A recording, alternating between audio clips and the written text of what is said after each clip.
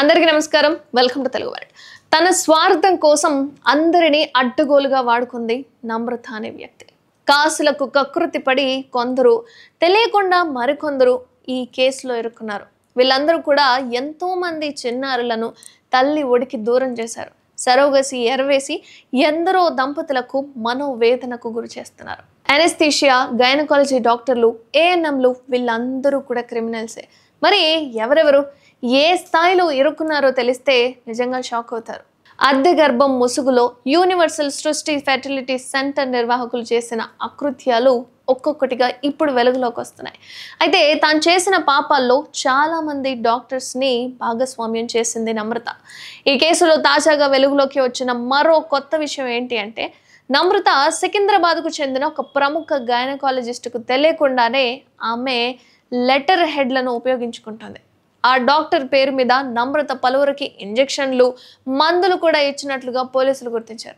తన పేరుతో ఉన్న లెటర్ హెడ్ను చూసి గైనకాలజిస్ట్ ఆశ్చర్యానికి గురైపోయింది. నమ్రతపై చర్యలు తీసుకోవాలని పోలీసులకు ఆమె ఫిర్యాదు కూడా చేసింది. ఇలా తన స్వార్థం కోసం అందరినీ అడ్డగోలుగా వాడేసింది నమ్రత. కొంతమంది డాక్టర్స్ అయితే నమ్రత విసిరే కాసులకు కకృతి పడి మరీ ఈ కేసులో ఇరుక్కున్నారు. ఇక మరికొంతమంది అయితే డాక్టర్లను తన స్వార్థం కోసం వాడుకొని బుక్ చేసేసింది. ఇప్పటికే సృష్టి ఫెర్టిలిటీ కేసులో పలువురు డాక్టర్లు అయితే అరెస్ట్ అయిపోయారు. ఈ కేసులో గోపాలపురం పోలీసులు అరెస్ట్ చేసిన 8 మందిలో డాక్టర్స్ కూడా ఉన్నారు. అయితే వీళ్ళలో రవి, ఇతను అనెస్థీషియా డాక్టర్. అలాగే రమ్య, విశాఖలో పనిచేస్తున్న డాక్టర్. అండ్ అనుశ్రీ, ఈమె కూడా ఓ డాక్టరే.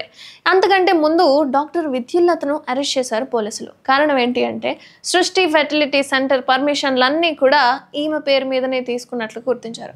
అండ్ గాంధీ హాస్పిటల్లో అనెస్థీషియా డాక్టర్గా కొనసాగుతున్న సదానందానికి కూడా ఈ కేసులో కీలక పాత్ర ఉందట.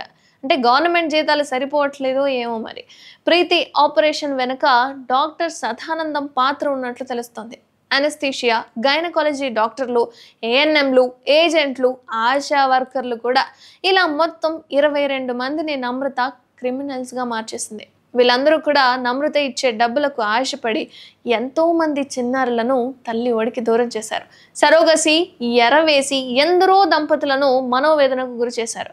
అంటే చేతిలో ఉన్న బిడ్డ వాళ్ళది కాదని తెలిసి ఆ బిడ్డను వదిలేయలేక ఎంతో మనోవేదన చెందుతున్నారు. కాసుల కకృతితో అడ్డదారి తొక్కేస్తున్నారు. ఇక తల్లి పిల్లల్ని వేరు చేస్తున్నామనే మానవత్వం కూడా మర్చిపోయారు. తప్పొప్పుల విచక్షణ కాలి వదిలేసి సంతాన లేమిని సొంతం చేసుకునేందుకు ఎన్నో అక్రమాలకు తెరలేపుతున్నారు. ఇక పోలీసుల దర్యాప్తులో వెలుగు చూస్తున్న కొత్త విషయాలు ప్రస్తుతం ఉలికిపాటుకు గురి చేస్తున్నాయి. ఎన్నో ఏళ్లుగా సరోగసి ముసుగులో బాధితులకు అందజేసిన శిశువులను ఎక్కడి నుంచి తీసుకొచ్చారు, ఎంతమందికి ఇచ్చారనే దానిపై పోలీసులు ఆరా తీస్తున్నారు. ఎవరి బిడ్డలు ఎవరి దగ్గర ఉన్నాయి అనేది ఆరా తీసేసి వాళ్లకు చేర్చడానికి కొన్ని సంవత్సరాలే పట్టొచ్చు.